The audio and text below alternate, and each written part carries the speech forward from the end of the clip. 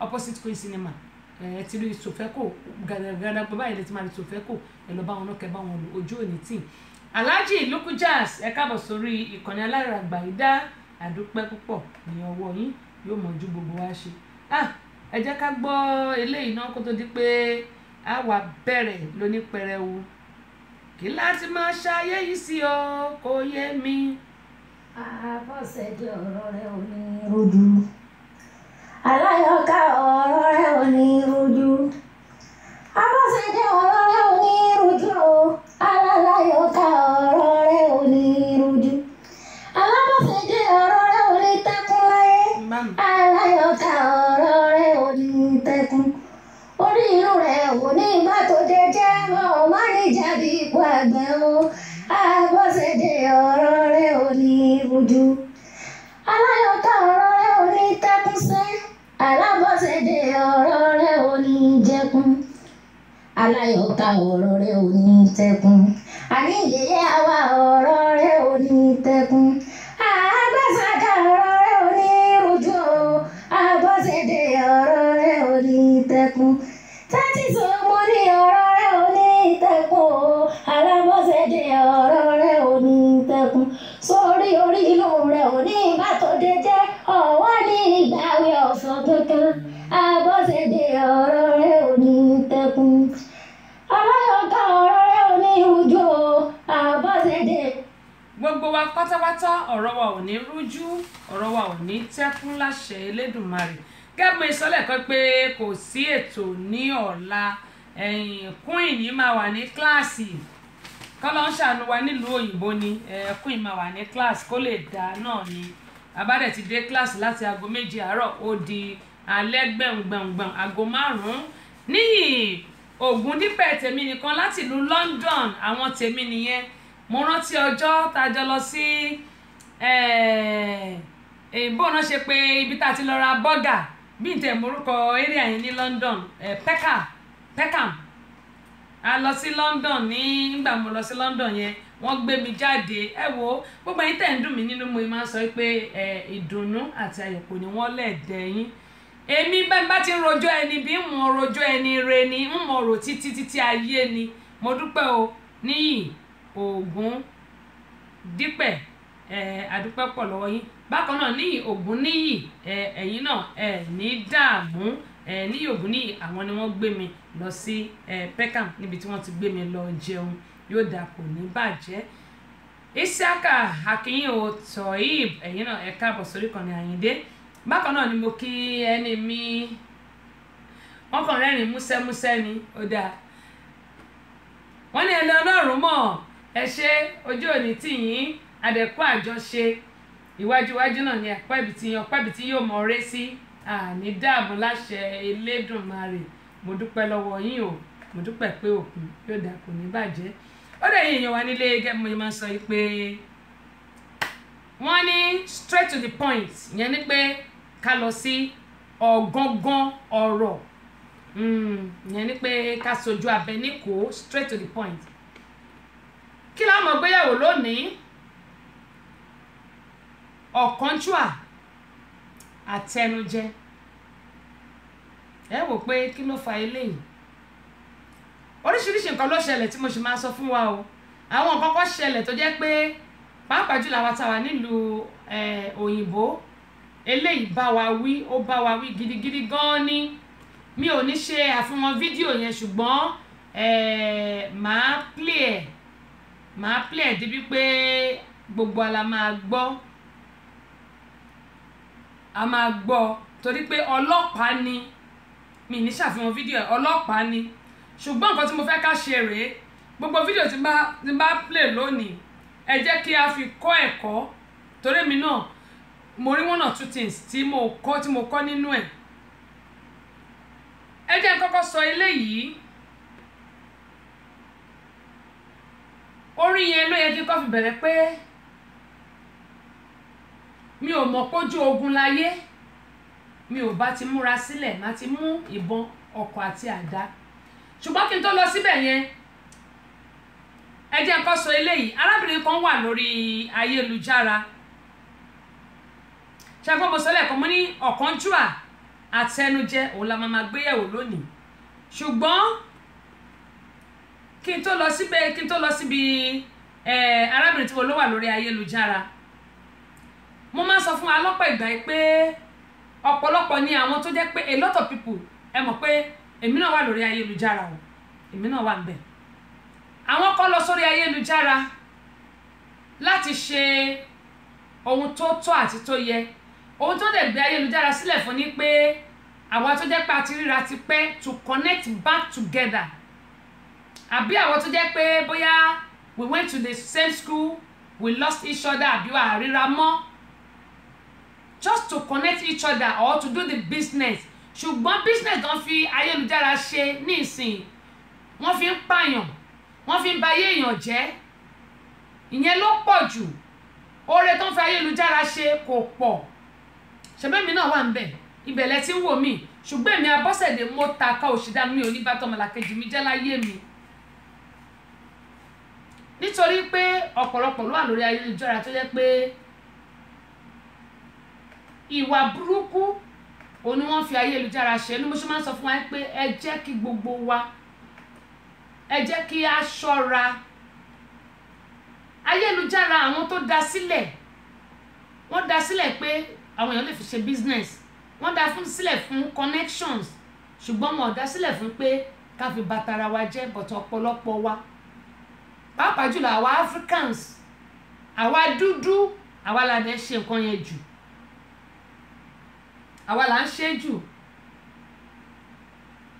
mo á di torí àwọn kan mo lórí péjì mi nìsín ẹ jẹ́ kí n sọ ilé ìgbúgbé tẹ́fẹ́ kí n hàdí sórí Tessy Show ẹ lọ sórí Ìyálóde Tessy Show yẹn mi ò fẹ́ kó kún Ọ̀túnba Olúyinká Waheed ẹ káàbọ̀ sórí kan nìyí mi ò fẹ́ kí Tessy Show yẹn kún I have over 150 requests on that page mo ra fi sílẹ̀ ni then èmi dẹ̀ ni I always take my time torí pé irúwọ́ ògiri wa làwọn tó wà lórí Facebook I think mo delete èèyàn kan ó dà pé mo rí ẹnìkan tó yẹ pé mo mọ̀ mo máa ń wo àwọn èèyàn kémi tó pìkì wọn mo accept ẹni yẹn ẹni tí mo wá rí tí mo rí tó ló wà lórí page ẹ̀ ìgbà tí mo accept ẹ̀ tó mi rẹ́ ni yẹn mo dẹ̀ delete ẹ̀ mo unfriend ẹ̀ ni mo unfriend ẹ̀ ẹni yẹn wá ń pè mí ó ń bi mí ní question pé kílé tí mo ṣe máa unfriend òun if I don't want you anymore I can unfriend you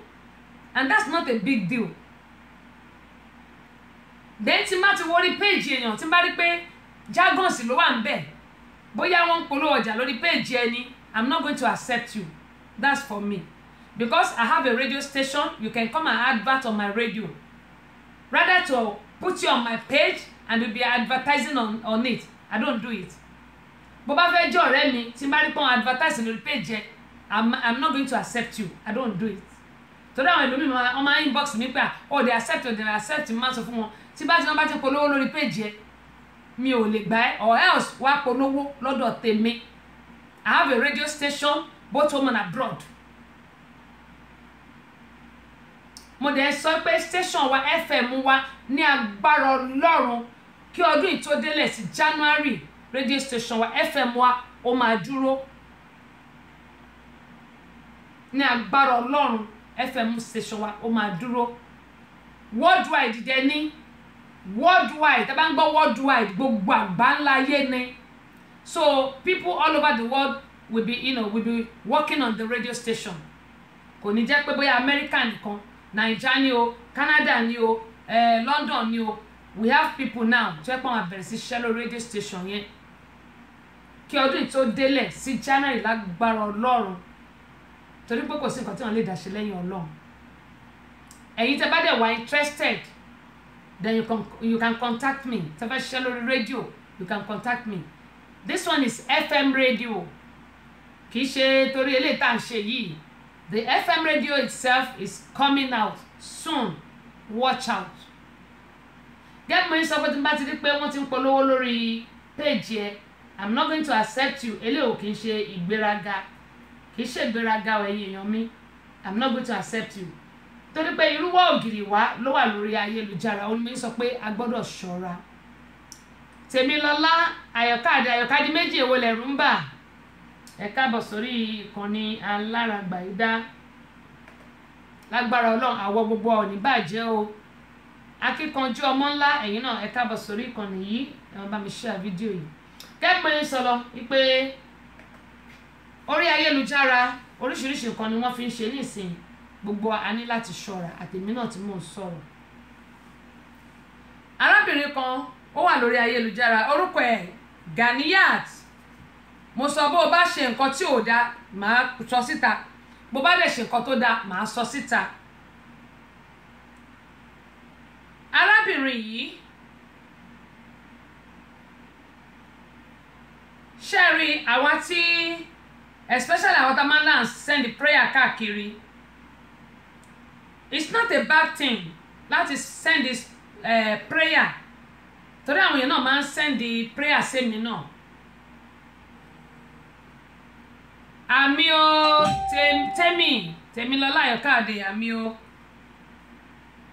ṣẹ́rí it's not a bad thing láti send prayer síyàn mo sọ lẹ́ẹ̀kan pé ayélujára àmọ́ who is who mo ní inú mi ni mo mọ̀ mi ò mọ́nú ẹnì kejì mi ohun tí mo lè ṣe síyàn ni mo mọ̀ mi ò mọ̀ kan tí wọ́n lè ṣe sí mi it's not a bad thing to send a prayer to people táwọn èèyàn bá send a prayer sí mi màá ṣàmì tó bá ní kí n send ẹ̀ padà sóhun tí n bá lọ́ fòun màá send ẹ̀ padà ṣùgbọ́n bá rí pọ̀ ń dá mi láàmú mo lè má dẹ̀ lóhùn mọ̀ torí pé nǹkan tó ní ká kún rò ọ̀tọ̀ọ̀tọ̀ but arábìnrin yìí Ganiyat lórúkọ ẹ̀ ń jẹ́ nígbà tí wọ́n send prayer sí ẹ the next thing chat wọn rèé lọ́wọ́ mi and ẹni tí ó lè confirm ẹ̀ gan wọ́n wà lórí program báyìí ẹni tó lè confirm ọ̀rọ̀ yẹn wà lórí program nígbà tí èèyàn send prayer sí ẹ tó bẹ̀rẹ̀ sí béèrè gbogbo eléyìí lọ́wọ́ onítọ̀hún ẹ jẹ́ máa ka ẹ̀ lè rí wíní tó di answer ni n bá kà fún yín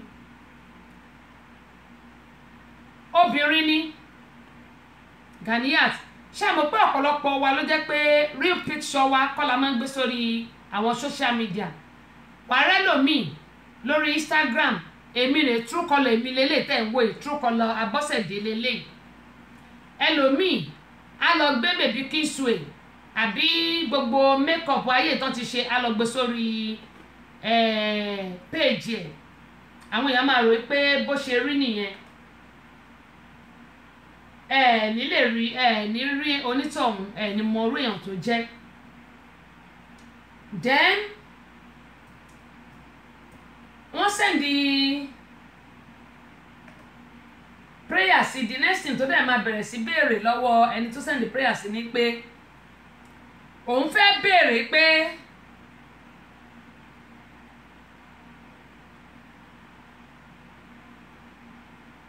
ó ní ẹ jẹ́ kí n kà tó ti bá kà ló máa dáa jù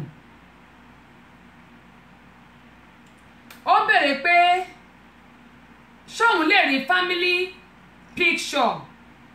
picture ẹni tó send address sí ok wọ́n kàn jọ jẹ́ ọ̀rẹ́ lórí page ni o they just like just a friend on the Facebook Ebenezer Anu ẹ káàbọ̀ sórí ìkànnì yìí wọ́n kàn jọ jẹ́ ọ̀rẹ́ lórí Facebook so torí pọ́n send address ló wá ní ṣóun lè rí family picture arákùnrin kí lẹ sọ débẹ̀ tó máa bèrè family picture èèyàn ó send prayer sí ẹni ìsádà kó o ṣàmì ọ̀ kó o fi prayer sílẹ̀ kí ló ń bèrè family picture arákùnrin sí kí ló fẹ́ fi ṣe that's number one ó tún wá ń bèrè pé ok tí o bá lè send family picture ìyàwó ẹ̀ àti tiẹ̀ òun fẹ́ rí ẹjọ́ kí ló fẹ́ fi ṣe woman yìí kò dẹ̀ ń ṣe òun nìkan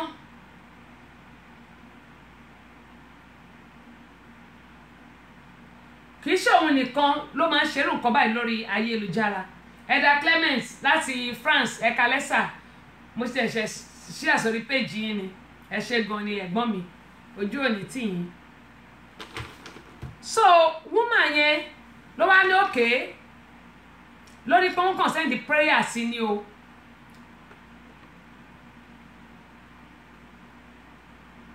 ejò lọ́wọ́ nú ejò gan lọ́wọ́ lẹ́sẹ̀ sísítà mi Àyọ̀káàdé ejò gan lọ́wọ́ lẹ́sẹ̀ ọwọ́ nìkan inú nìkan kọ́ ló ní ó lọ́wọ́ lẹ́sẹ̀ ẹ máa gbọ́ ó tún wá ń béèrè pé òkè ó ní tí o bá ti lè send family picture sóhun kó send tiẹ̀ àti tìyàwó ẹ̀ lórí pọ́ńkọ̀ send prayer sí ó ní mo ṣe máa ń sọ yí pé kò ń ṣe ogbẹ́ tá a rí lórí ayélujára ní èèyàn gidi but a lot of fake people are there that they are not the real person they call themselves they are mo dúpẹ́ bẹ́ẹ̀ ṣe bá mi share fídíò yẹn o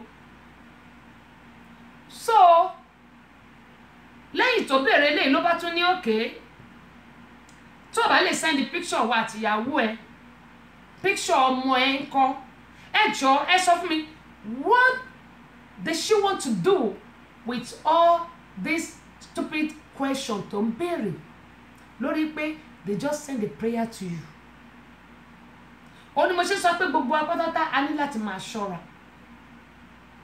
ṣáàrí gbogbo àwọn tààrọ̀ kó wà lórí Facebook àwọn ẹ má ṣì mí gbọ́ o èèyàn gidi wà ń bẹ o but out of 100 nínú ìdá 100 a sì lè kó 10 lẹ̀ tí wọ́n jẹ́ gidi or bóyá precisely bóyá ká ní 20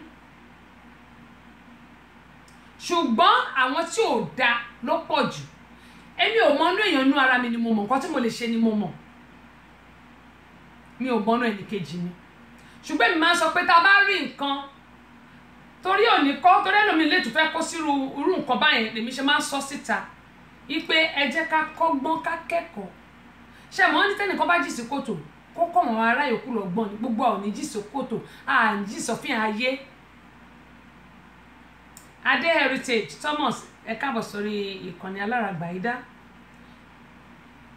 Kúnlé wọ́n ní 419 ní obìnrin yẹn 410 gan ó pọ̀ lórí social media gẹ́mọ̀ yín sọlọ ló wá ní òkè the next thing tó dé máa sọ ní pé kí ẹlẹ́gbọ̀n kó sẹ́ndì owó sóhun òkè Àyọ̀káàdé tẹ́mì ẹni 25% àwọn èèyàn tó dá agree ṣàpẹ́ bóyá kọjú sèmi lèmi ṣe sọ bóyá torí iṣẹ́ tèmi ń ṣe bóyá torí iṣẹ́ tí mò ń ṣe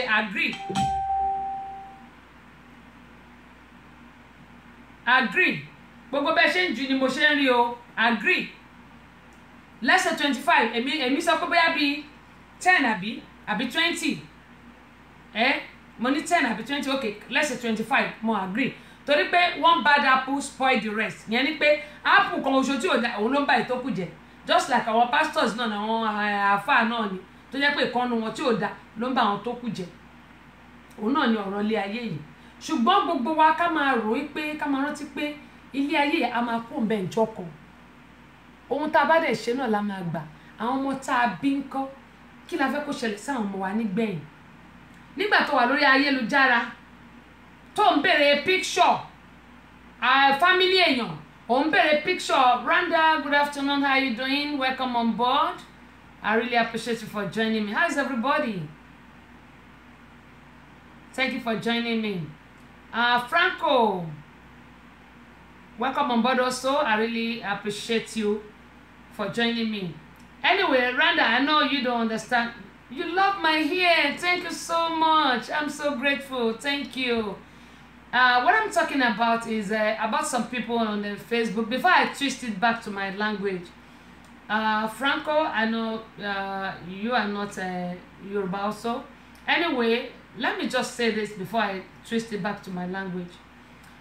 I was talking regarding the some people that they are fake on the social media. They are not a real person, but they call themselves a real person.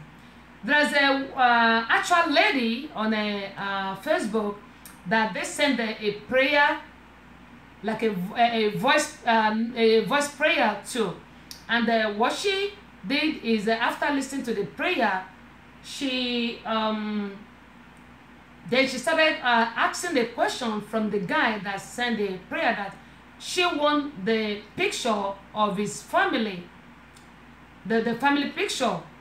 Okay, they send a prayer to you. What do you want to do with the family picture? Then the guy said, I don't have my family picture. What do you want to do with it? And she also said, okay, don't worry. Then you can give me, you can send the picture of you and your wife to me.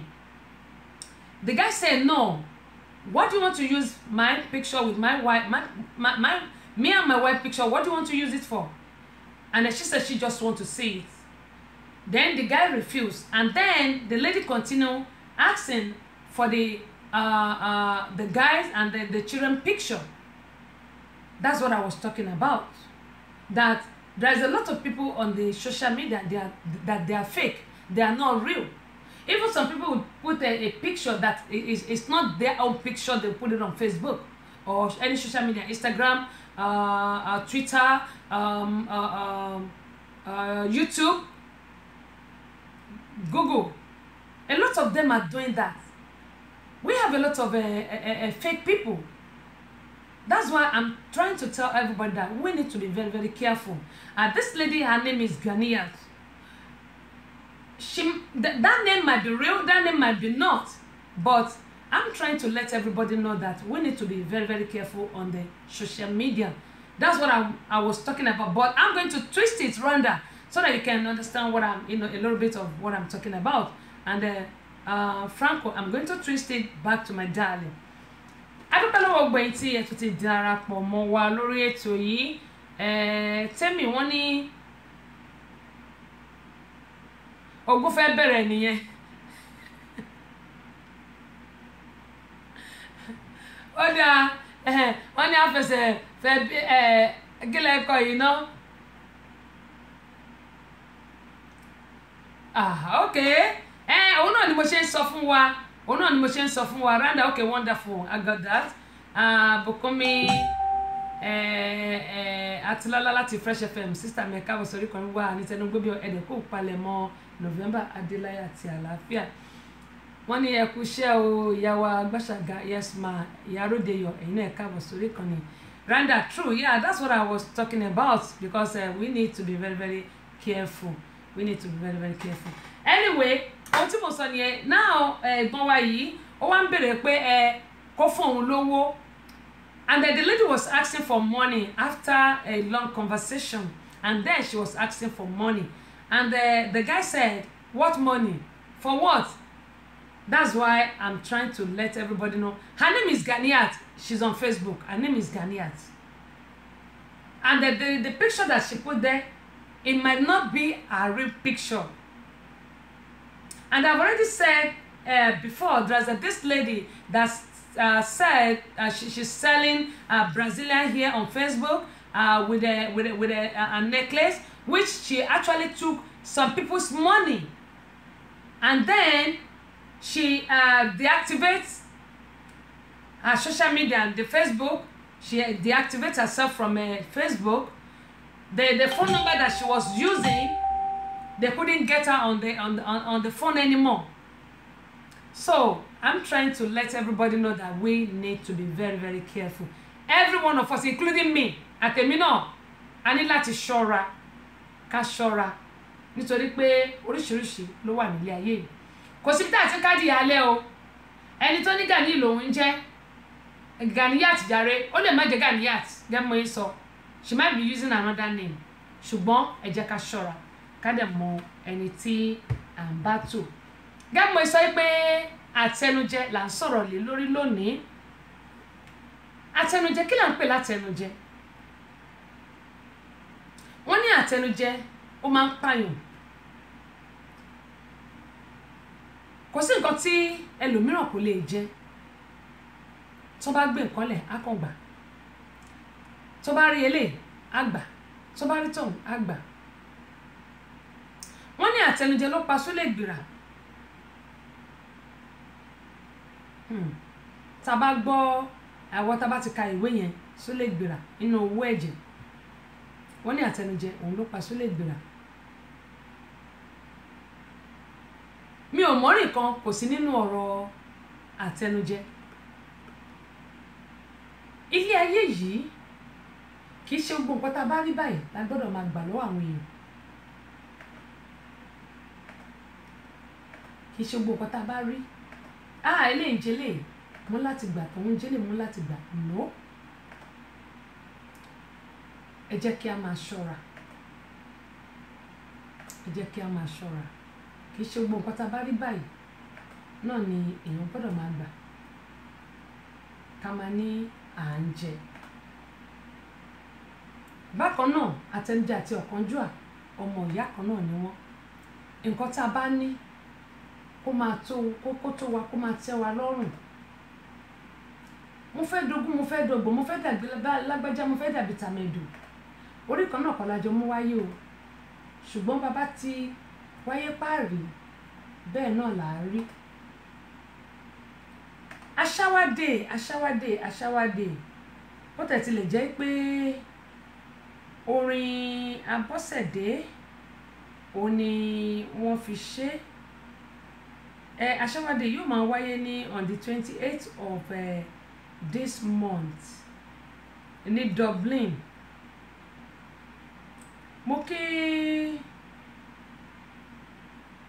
orí adé Dublin Ọba Saheed Ọlálékan pé wọ́n kú ìpalẹ̀mọ́ Aṣáwádé èyí tí yóò máa wáyé ní on the 28th of this month ní Dublin ní Ireland.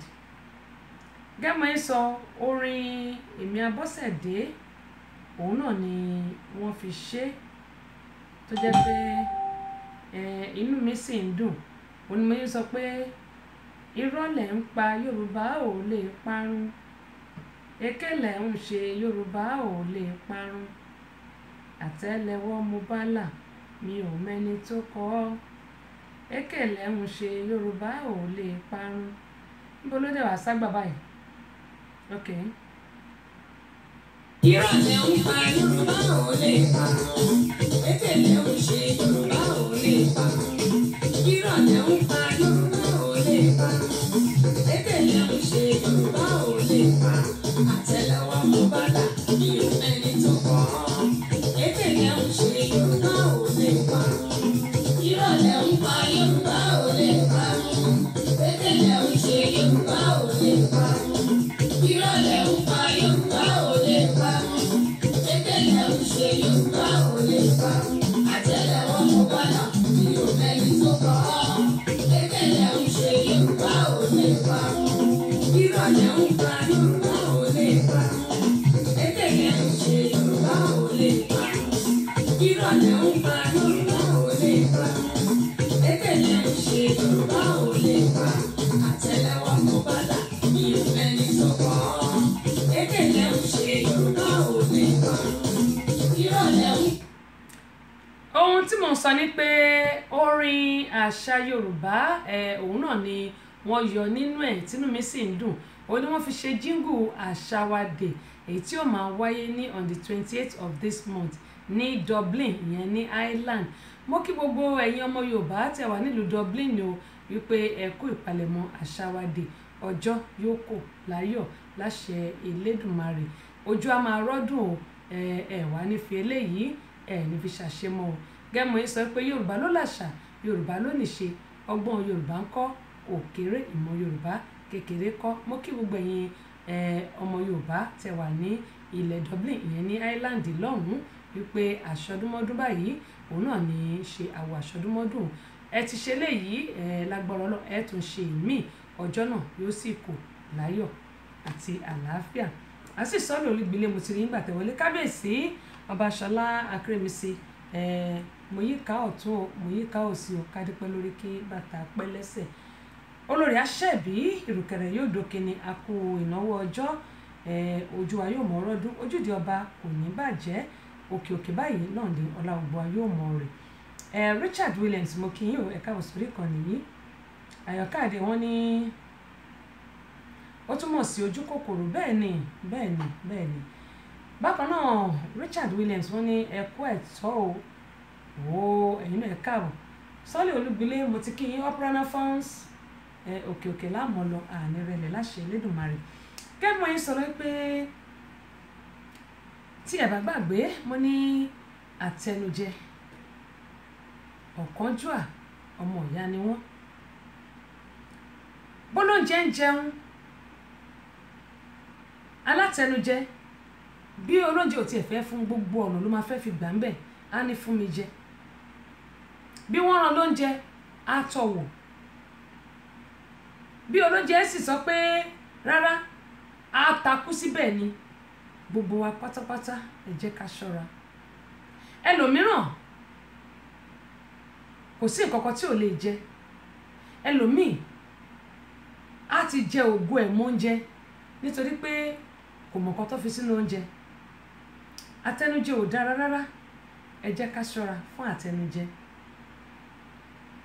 ẹ jẹ́ ká ṣọ́ra fún àtẹnujẹ ọlọ́run olódùmarè yóò ṣàánú fún wa ohun tí mo máa fẹ́ kí a gbọ́ lórí ti fídíò tí mo sọ pé mi ní ṣe àfihàn nítorí pé ọlọ́pàá ni ṣùgbọ́n ohun tí mo fẹ́ kí gbogbo á gbọ́ yìí ẹ jẹ́ kí a ṣọ́ra ìdí tí mo sọ pé kí a ṣọ́ra ni pé ẹ̀kọ́ tá máa rí kọ́ nínú nǹkan tá fẹ́ gbọ́ yìí àwa tá wà nílùú òyìnbó mo bẹ̀ wá torí ọlọ́run ẹ jẹ́ ká mú lò onímọ̀ yìí sọ pé who is who we don't even know mi ò ní ṣe àfihàn fídíò yìí ọlọ́pàá ni o mi ò ní ṣe àfihàn ẹ̀ ṣùgbọ́n ẹ gbọ́ nǹkan tí ó ṣẹlẹ̀ mo fẹ́ kẹ́ gbọ́ nǹkan tó ṣẹlẹ̀ ni nítorí pé oríṣiríṣi ìṣẹ̀lẹ̀ ló ń ṣẹlẹ̀ a dẹ̀ ń láti ṣọ́ra wa bákan náà oògùn kan wà nílùú nàìjíríà tí wọ́n ń tà nísìnyí paracetamol ni wọ́n kọ P500 sí ó ní virus nínú bó ṣe ń bọ̀ lórí yẹn náà o gbogbo àwọn tá a kàn jẹ́ pé tá a bá kàn ti rí paracetamol àkànrà á lò ó mo bẹ̀ wá torí ọlọ́run we need to be very very careful pàápàá ìlú nàìjíríà ni kò ń ṣe bíbá yìí o kò ń ṣe bíbá ìlú nàìjíríà ni ẹgbọ́n nǹkan tí ó ṣẹlẹ̀. So if you think you're trying to place my over this recorded call, you can please hang up the line. Okay, so a sheriff's deputy is going to come here and arrest me? Absolutely. I told you For what? there's some serious allegations. What are they going to arrest me for? Allegations under your name. Okay, For the investigation report under your social security number, there are 7 allegations found under your name. Fraudulently using your social security number to commit a fraud of more than $10 million. This account were used to transfer and receive funds for illegal local and international bank wire transfer include like money laundering, drug trafficking, and for internal revenue service tax scams all over USA. so I'm going to be charged. I'm going to be charged with drug trafficking? Absolutely. Because there is someone who is using your social